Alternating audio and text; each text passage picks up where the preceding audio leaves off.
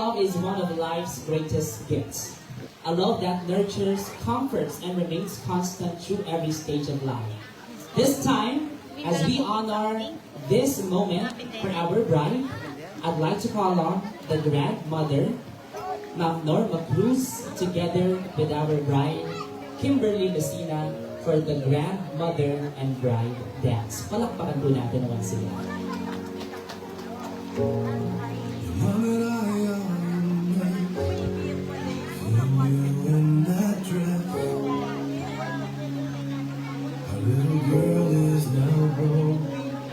Ay, ginagayo.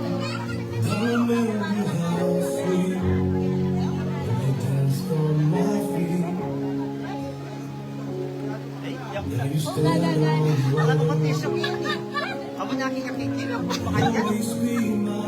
Wala mo diba eh, di ba? Ay, hindi siya. Wala na ba niya? Wala na.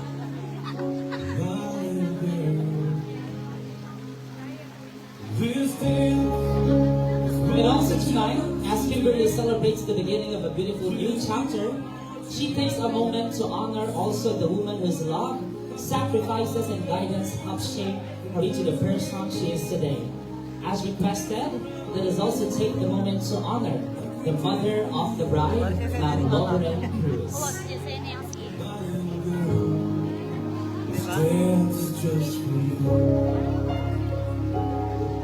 Ay, Diyos ko, meron yung kayo. Wala pa man eh.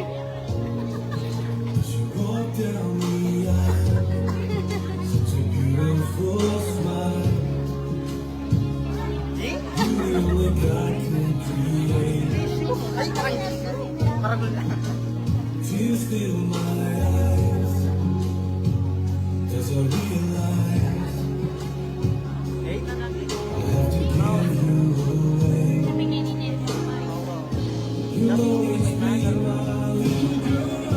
Folks, ladies and gentlemen, this dance is a heartfelt tribute to a bond that will never fade, a bond built on unconditional love, unwavering support, and a lifetime of treasured moments.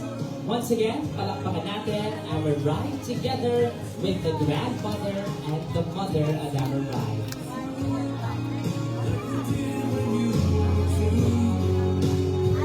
And now, maraming salamat po. Palakpakan natin once again. Thank you so much, Ma'am Lauren Cruz and Ma'am Norma.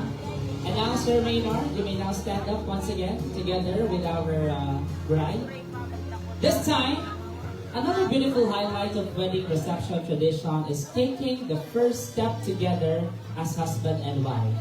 So, to our lovely couple, Maynard and Kim, isipin ninyo na kayong dalawa lang ang nandito ngayon as you perform this wonderful dance. Ladies and gentlemen, I now present to you Mr. and Mrs. Messina on their first dance as husband and wife. Just a change to win the heart. Wow, You nila can set kain. the bar. Be on the start. I'll do anything, anything you ask me to. Say you want the moon, watch me learn to fly. Ain't a mountain you can point to. I wouldn't cry. It's crazy, but it's true. There's nothing I won't do. I risk it all for you. To hold your hand and call you mine. I'll try to be your man till the end of time.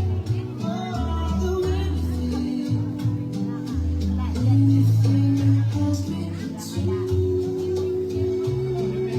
I would run or fly just to be lagi, by be. your side. Lagi na kimen may garden. You can take my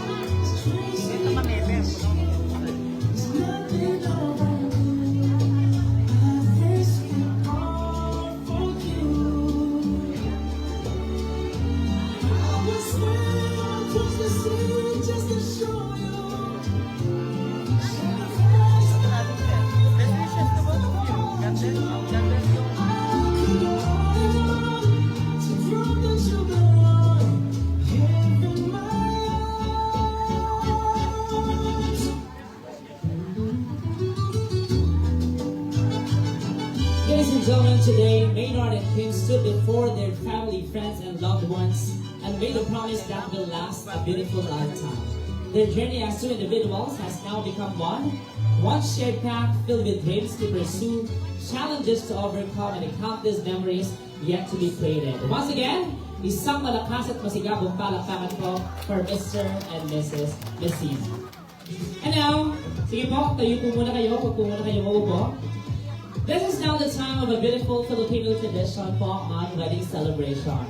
Meron po kaninang binigay po ng mga envelopes po ang ating coordinators. You know what? The purpose of that, this is not mandatory for all.